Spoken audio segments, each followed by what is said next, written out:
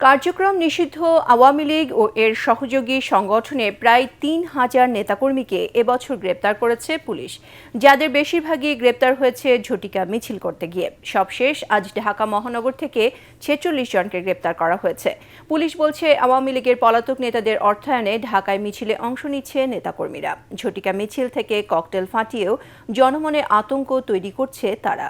আজ ভোর থেকে রাজধানীর বিভিন্ন এলাকায় অভিযান চালায় পুলিশ। ঝটিকা মিছিলের চেষ্টাকালে গ্রেপ্তার ৪৬ জনের মধ্যে শেরেবাংলা নগর থানা এলাকা থেকে একসাথে ১৮ জনকে গ্রেপ্তার করা হয়। পুলিশের দাবি, এটা গণগ্রেপ্তার নয়, সুনির্দিষ্ট অভিযোগের ভিত্তিতেই তাদের ধরা হচ্ছে। মিছিলগুলো থেকে ককটেল বিস্ফোরণ করে জনমনে আতঙ্ক সৃষ্টি করার একটা অপপ্রয়াস ছিল এবং অনেককেই আমরা ককটেল সহ গ্রেফতার করেছি।